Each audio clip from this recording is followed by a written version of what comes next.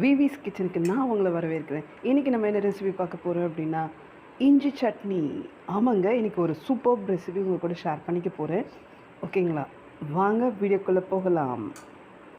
தேவையான பொருட்கள் 4 பேருக்கு நம்ம சமைச்சிட்ருக்கேன்.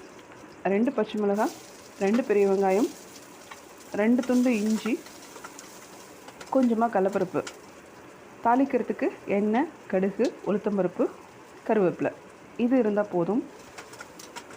இப்போ நீங்கள் கட் பண்ணி வச்சுருக்கிற காயெல்லாம் எடுத்துக்கிட்டு எண்ணெய் சூடானதுக்கப்புறம் அதில் பச்சை மிளகாய், பெரிய வெங்காயம் கொஞ்சமாக வந்துட்டு ஈரத்தன்மை போனதுக்கப்புறம் அப்புறம் கடலைப்பருப்பு சேர்த்து குக் பண்ணணும். கடலைப்பருப்பு சேர்க்கும் போது பக்கத்தில் இருந்து நம்ம வந்து குக் பண்ணணும், இல்லைன்னா அது அடி பிடிச்சிடும். ஓகேங்களா, கடலைப்பருப்பு ஓரளவுக்கு ரோஸ்ட் ஆனதுக்கப்புறம் 2 துண்டு இஞ்சி சொன்னோம் இல்லையா, அதையும் போட்டுக்கணும். இதில் ஒரு சீக்ரெட் டிப் என்னென்னா, இஞ்சி ரொம்ப நேரம் குக் ஆகக்கூடாது, மருந்து ஸ்மெல் அடிக்க ஆரம்பிச்சிடும். அதை பார்த்துக்கோங்க.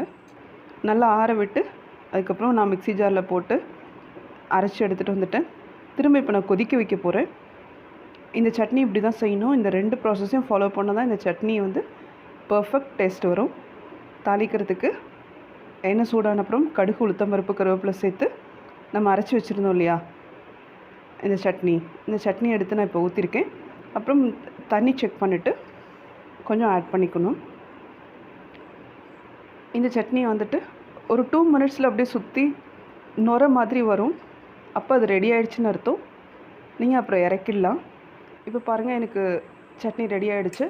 ரொம்ப தண்ணியாகவும் இருக்காது, ரொம்ப கெட்டியாகவும் இல்லாமல் ஒரு மீடியம் கன்சிஸ்டன்சியில் இந்த சட்னி இருக்கும். இஞ்சி சட்னி ரொம்ப நல்லது உடம்புக்கு. குழந்தைங்களுக்கு செஞ்சு கொடுங்க, கமெண்ட்டில் சொல்லுங்கள்.